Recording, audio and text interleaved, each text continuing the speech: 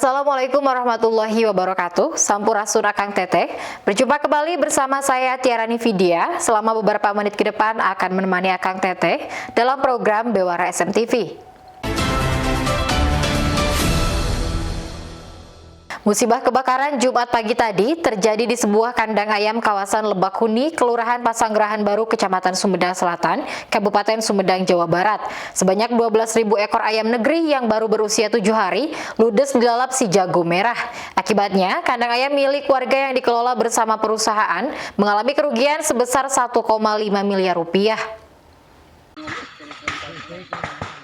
Berikut ini merupakan video amatir yang menunjukkan kejadian kebakaran di sebuah kandang ayam kawasan Lebak Huni, Kelurahan Pasanggerahan Baru, Kecamatan Sumedang Selatan, Kabupaten Sumedang, Jawa Barat. Kejadian kebakaran diketahui warga setempat sekitar pukul 6 Jumat pagi tadi. Salah seorang warga yang juga guru di SMP Negeri 7 Sumedang melihat kepulan asap hitam membumbung tinggi saat di depan rumahnya. Dilihat ke lokasi, api berasal dari kandang ayam yang kondisi apinya kian membesar. Saat itu juga warga yang datang langsung menghubungi pemadam kebakaran. Lihat emang pada saat itu apinya udah besar. Udah besar ya Pak? Udah besar banget. Dan pemadam kebakaran entah ada yang mau atau belum, tapi saya langsung menghubungi juga pemadam kebakaran. Dan alhamdulillah kurang lebih 10 menit datang lah. Jadi api segera bisa diatasi walaupun dagdikduk udah cuma satu. Si mobil teh habis satu teh masih belum padam, apinya gede kan gitu kan. Alhamdulillah mobil kedua tiba datang lagi dan alhamdulillah bisa keatasin semua.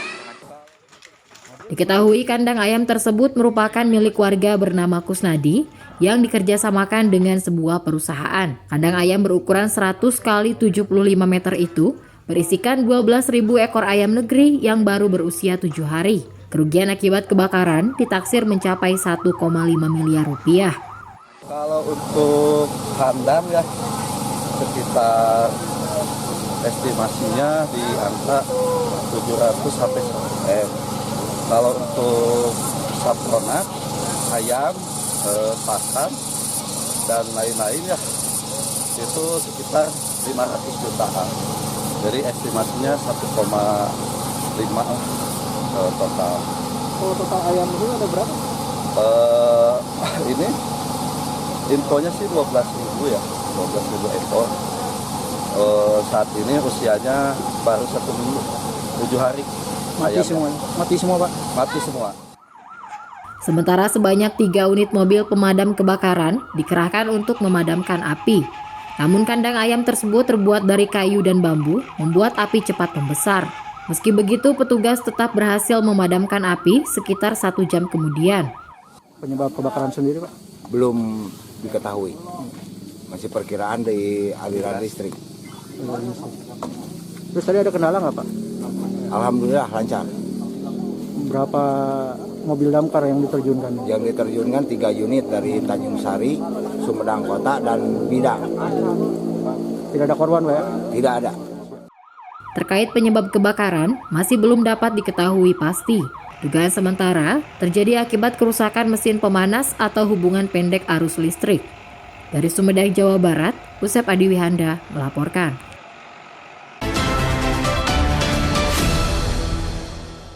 Menjelang bulan suci Ramadan, harga kebutuhan pokok mulai mengalami kenaikan. Seperti terjadi di Pasar Impres Sumedang, Jawa Barat, kenaikan paling tinggi terjadi pada harga cabai domba yang tembus Rp60.000 per kilogramnya. Termasuk untuk harga daging ayam potong, terus-terusan mengalami kenaikan harga setiap harinya. Mendekati bulan suci Ramadan, sejumlah kebutuhan pokok mulai mengalami kenaikan harga.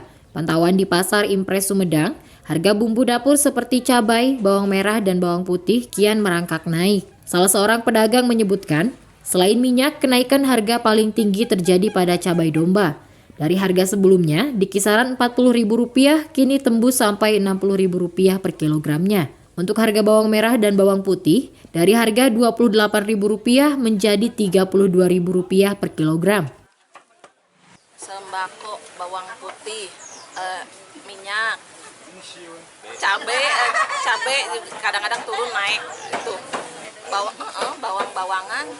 Penyebabnya ya biasa aja, kalau menjelang Ramadan mah harga pada naik. Harga pada naik semuanya. Yang paling tinggi apa sih, Bu? Minyak goreng. Minyak goreng. Terus kalau cabai?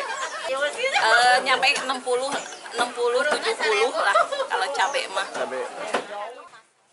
Di samping itu, harga daging ayam potong juga ikut mengalami kenaikan. Untuk saat ini, harga daging ayam potong semula Rp38.000 menjadi Rp40.000 per kilogramnya.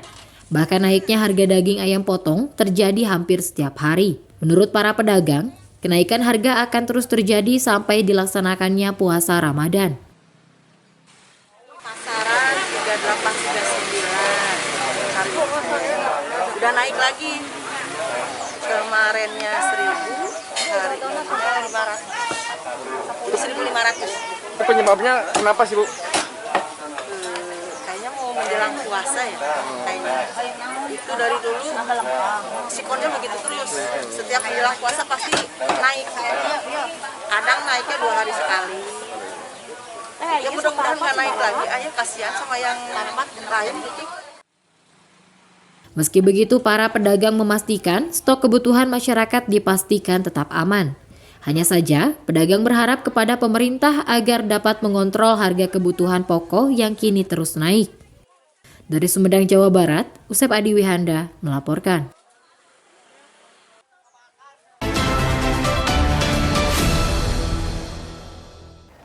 Akang Teteh, kita beralih ke kabar mancanegara. Pidato kenegaraan State of the Union biasanya digunakan Presiden Amerika Serikat untuk menyampaikan pencapaiannya selama setahun terakhir. Namun kali ini pidato Joe Biden dibayangi berlarutnya pandemi, tingginya laju inflasi, dan terakhir konflik antara Rusia dan Ukraina. Berikut laporan tim VOA selengkapnya. Sesuai amanah konstitusi Amerika Serikat, Presiden Amerika Serikat menyampaikan laporan berkala ke Kongres dalam pidato kenegaraan yang dikenal sebagai State of the Union. Kali ini invasi Rusia terhadap Ukraina membayangi pidato yang bakal digunakan menjabarkan agenda kebijakan luar negeri pemerintahan Joe Biden. We're in the middle of an active invasion, so I just can't give you a preview of what that will look like in the State of the Union.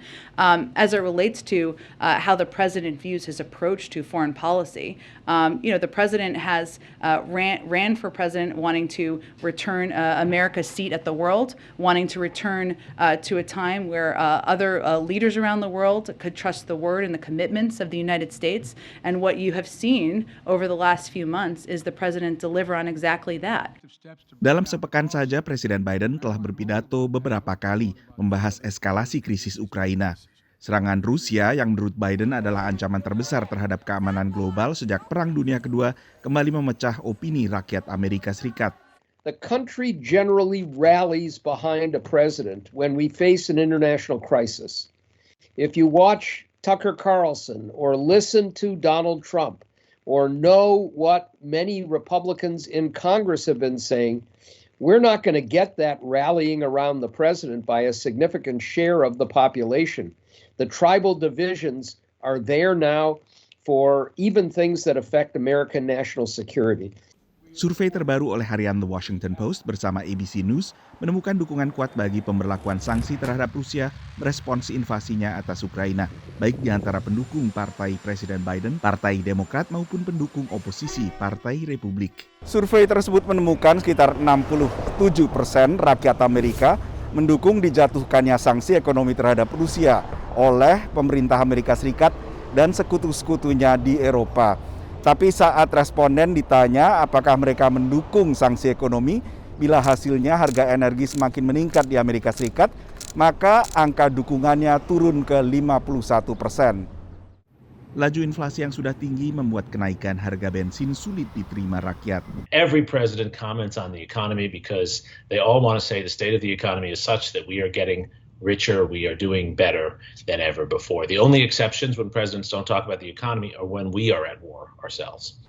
Sebelum invasi Rusia pun tingginya laju inflasi hingga berlarutnya pandemi telah mengikis dukungan bagi Joe Biden. Kini survei Washington Post dan ABC News menunjukkan hanya 33% responden mendukung penanganannya atas krisis Ukraina. Meski angka dukungannya mencapai 66% di antara masa Partai Demokrat. Dari Washington DC, Nova Purwadi dan tim VOA.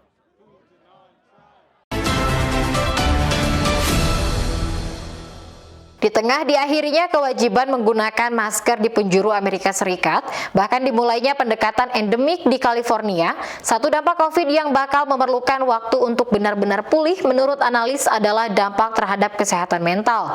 Selengkapnya dilaporkan Nova Purwadi dan tim VOA.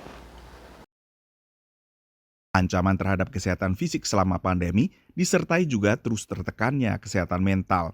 Orang tua yang bekerja menjadi salah satu kelompok warga yang paling terpukul kesehatan mentalnya, menurut psikolog. We often refer to them as sort of a sandwich generation because they're stuck between children and teenagers and then their parents.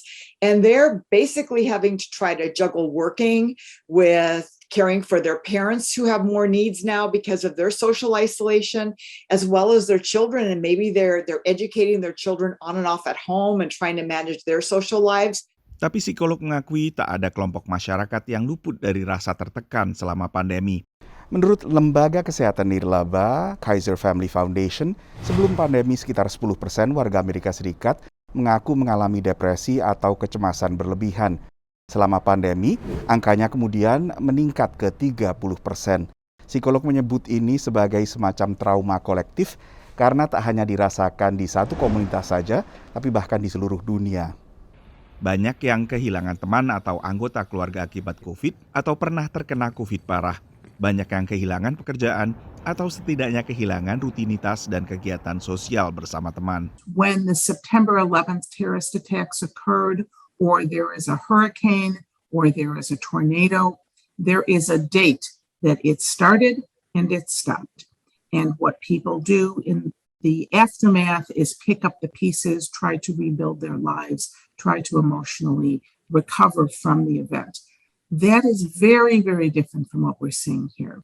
We didn't have a clear start, we won't have a clear stop, and this is chronic stress. Yang mempersulit pemulihan kali ini, metode lama mengatasi depresi tak bisa dilakukan dengan bebas, seperti bertemu teman, bepergian, bertemu orang tua, atau berwisata, yang justru disarankan dihindari saat pandemi. And, how do you do that when the information that comes from the CDC or other informed individuals or regulatory bodies are like, don't go to crowded places. If you love music, don't go to a concert. Don't go to the movies. Don't go to church or to synagogue, because those are places where people congregate and they may be helpful in terms of you're dealing with all of what's going on with the pandemic, but those resources aren't there. Yang tetap bisa dilakukan hubungan dari jarak jauh. Dari Washington DC, Nova Purwadi dan tim VOA.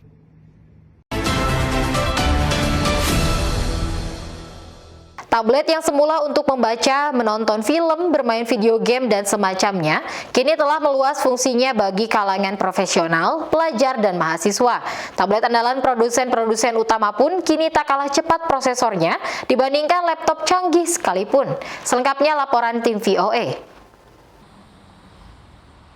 Di salah satu toko Apple terbesar di Fifth Avenue, kota New York, bukan hanya ponsel pintar iPhone terbaru yang laku terjual. I bought the new 5th generation iPad Air to replace an existing iPad Air 2 that's not charging very well anymore. iPad generasi terbaru termasuk produk yang dijual perdana pada Maret dan menjadi pilihan banyak profesional. Oh yeah, I buy iPad Air, the new one.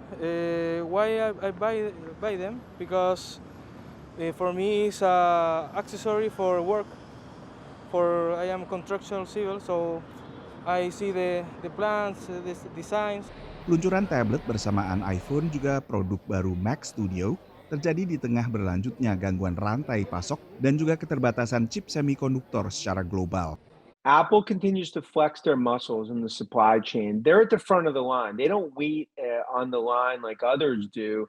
And that's why they're able to get chips where others aren't. And it just shows they're releasing more and more products in the face of these headwinds we're seeing in the supply chain. I think that just speaks to our opinion that this is a company a little more Teflon-like when it comes to the supply chain crisis. Apple maupun pesaingnya Samsung mencermati terjadinya peningkatan penjualan tablet, terutama setelah pandemi yang memaksa banyak orang belajar dan bekerja dari rumah. Paradigma selama ini adalah bahwa tablet lebih digunakan untuk konsumsi, membaca, menonton film, dan sebagainya. Sementara laptop atau desktop lebih untuk produktivitas, yaitu bekerja, menulis makalah, dan semacamnya. Tapi dengan adanya berbagai aksesoris termasuk keyboard yang bisa dihubungkan pada tablet, maka dikotomi ini sudah tidak ada lagi atau setidaknya sudah semakin kabur. Selain itu, chip dan prosesor dalam tablet juga semakin canggih, tak kalah jauh dari desktop atau laptop. Chip M1 buatan Apple pada iPad Air terbarunya misalnya. Again, it's not their volume seller. The volume seller, I think, in terms of our estimates and others, continues to just be the entry-level iPad. But right above that, right, is kind of the iPad Air. It's that creative professional, perhaps that student moving into higher ed. We've seen that it's done really well in those markets. Mobile professionals, people who don't sit at desks all day and are out in the field force, you typically will see an Air there, not necessarily an iPad Pro. So great product, bringing the M1 to it obviously increases its performance, gives it new capabilities. Keeping the price point static is again a smart place. Menurut perusahaan riset pasar IDC, penjualan tablet mengalami perlambatan pada kuartal terakhir 2021. Tapi Apple dengan sejumlah iPad-nya memperluas pangsa pasarnya ke hampir 35% pasar tablet global. Sementara Samsung berada pada posisi kedua dengan hampir 18% pasar. Dari Washington DC, Nova Purwadi dan tim VOA.